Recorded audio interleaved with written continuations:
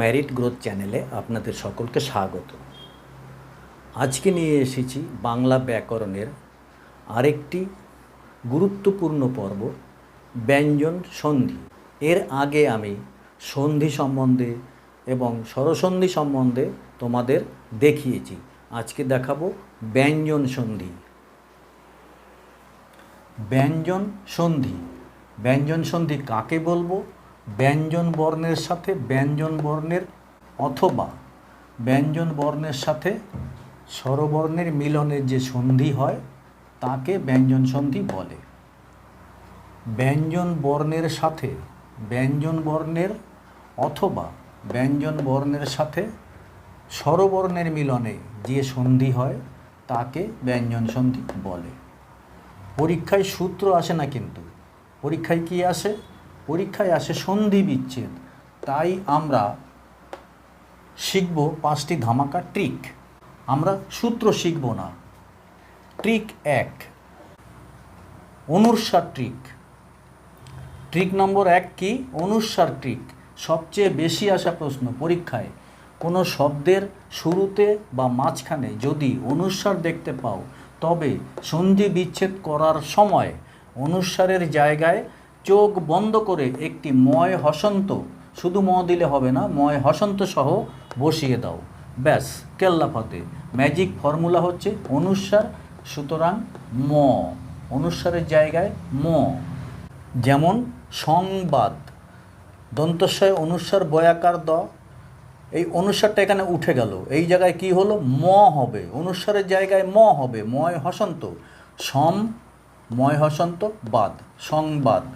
সংসার, দন্তস্বয় অনুস্বার, এই অনুস্বারটা উঠে গেল, উঠে গিয়ে কি হলো?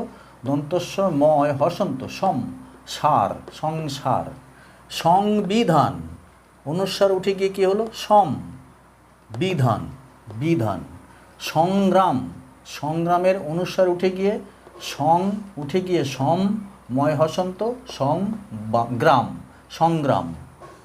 ট্রিক 2, যদি কোনো শব্দের মাঝখানে পরপর দুটি এক জাতীয় ব্যঞ্জন বর্ণ যুক্ত অবস্থায় থাকে, যদি কোনো শব্দের মাঝখানে পরপর দুটি এক জাতীয় ব্যঞ্জন বর্ণ যুক্ত অবস্থায় থাকে, যেমন বর্গজয় বর্গজ, ডয় ডয়, লয় লয়, তয় তয়, চয় চয়, তাহলে প্রথম অর্ধেক অক্ষরটির জায়গায় একটি খণ্ডত্ব, খণ্ডত্ব বসিয়ে দিন এবং বাকি অংশটি আলাদা করে দিন। যেমন উচ্চারণ, এখানে চয় চয় একই বর্ণের দুটো একসঙ্গে দেখা যাচ্ছে, এই চয় চয় হোকে হবে, এই চয় চয় কি হবে? উথ। প্রথম চটা কেটে গিয়ে হবে খণ্ডত্ব, উথ। পরের চটা থেকে যাবে চারণ। কি হলো তাহলে সন্ধি বিচ্ছেদ করলে? উচ্চারণ। প্রথম চ খণ্ডত্ব হয়ে গেছে। তারপরে উজ্জ্বল, রসৌ বর্গজয় বর্গজয় ল, উজ্জ্বল। এই বর্গজয় বর্গজয় কি হলো? এই বর্গজয়ের প্রথম বর্গজ উঠে গেল, উঠে গিয়ে উৎ, পরের বর্গজ রয়ে গেছে জল, উজ্জ্বল। উল্লাস, রসৌ লয় লয় আকার দন্তস্ব, এই লয় লয় আকার উঠে গিয়ে কি হলো? প্রথম লটা হলো খণ্ডত্ব, পরের লটা হলো থাকলো, পরের লটা থাকলো, তাহলে উৎলাস। তারপরে উড্ডিন, ডয় ডয়, রসৌ ডয় ডয় দীর্ঘইকার দন্তন্য, উড্ডিন। ডয় ডয় কেটে গিয়ে কি হলো? উপরের ডটা উঠে গেল, উঠে গিয়ে খণ্ডত্ব হলো, উৎডিন, উড্ডিন।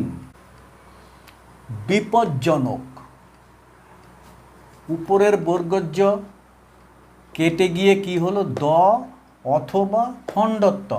এই জায়গাটায় একটা বিভ্রান্তি আছে, তোমরা কিন্তু বিপদজনক এটা লিখলেও ঠিক হবে, অথবা বিপদজনক, বৈরস্যি প খণ্ডত্ব যোগ জনক, বিপদজনক, এই দুটোই কিন্তু এখানে ঠিক বিপদজনকের ক্ষেত্রে।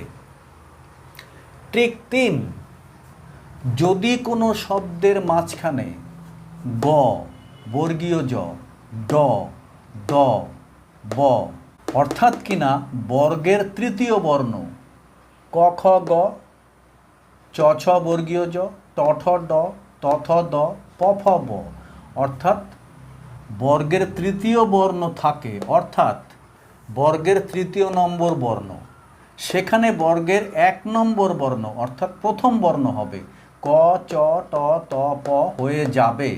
যেমন দিগন্ত, দিগন্ত ক খ গ তৃতীয় বর্ণ, এখানে গ উঠে গিয়ে কি হচ্ছে দিক, ক প্রথম বর্ণ দিক অন্ত দিগন্ত হবে।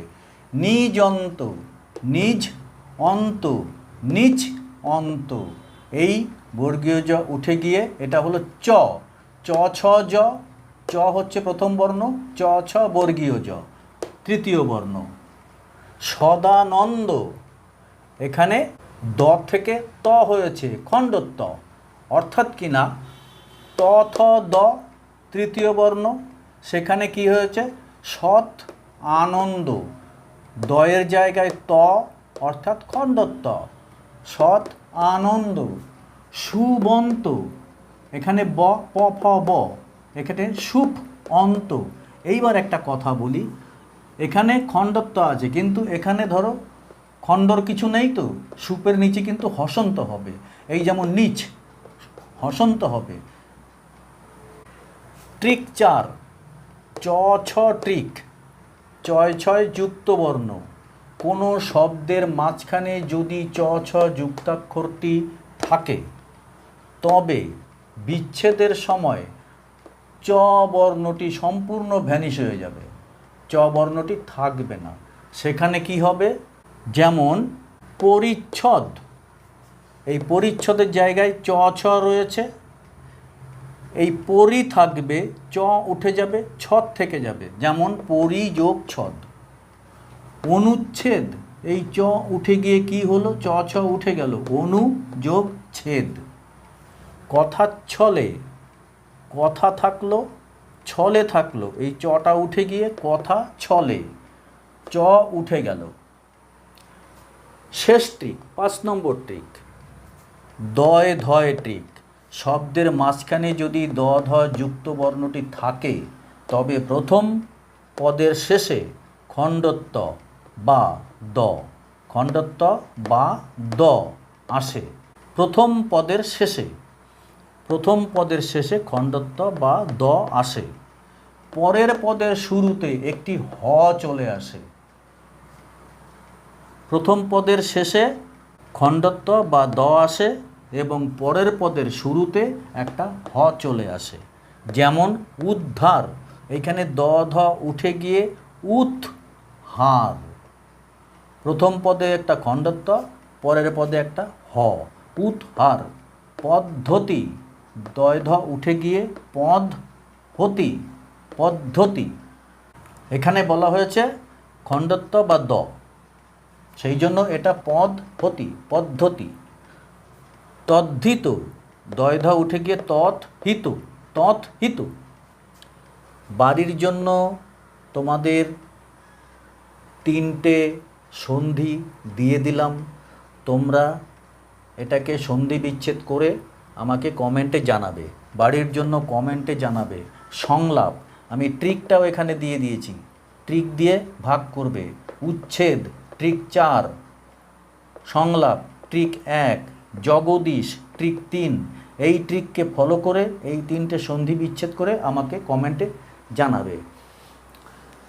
অতএব বন্ধুরা, আজকে এই ছোট্ট একটি পর্ব ব্যঞ্জন সন্ধি নিয়ে তোমাদের সঙ্গে আলোচনা করলাম। আশা করি আমার এই ভিডিও দেখে তোমাদের উপকার হবে। অতএব একটি লাইক ও কমেন্ট করে আমার পাশে থাকবে। দেখা হবে আগামী ভিডিওতে। ততক্ষণ সবাই ভালো থাকবে। ধন্যবাদ।